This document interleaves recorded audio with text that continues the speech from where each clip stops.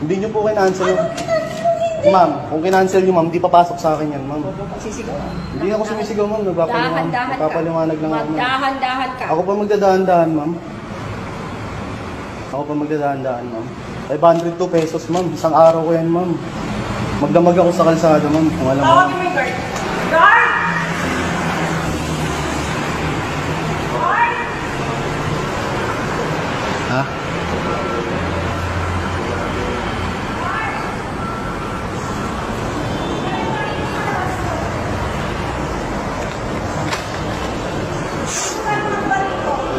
Mayroon yan. Mayroon yan. Halika, pulutan mo ng baril to kung kinakailangan. Hindi ko mabayaran yan. Halika, hadlad ka rin mo to. Nag-cancel ako kanina. Sige, ma'am. Bravo, Mike. 502 pesos, sir. Kailangan ko lang yung pera, sir. Wala talaga ako, sir. Kahit yung wallet ko mo, walang laman. Tingnan nyo po. Wala akong magagawa. Order nyo po ito, ma'am. Kinancel yan. Kung kinancel po, ma'am, di po papasok sa akin ito, ma'am. Wala akong magagawa. Palit ka rin mo yan. Ba't ganun? Ma'am, magbabiral ka, ma'am, promise. Tandaan nyo yung mukhang to, ha. Ito, kupal yan.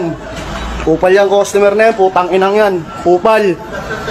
Lul, kupal. Tang ina mo. Huwag nga po kayo magkakasakot. Bakit, sir? Huwag nga kayo magkakasakot. Tang ina pera yan, sir, oh. Oo.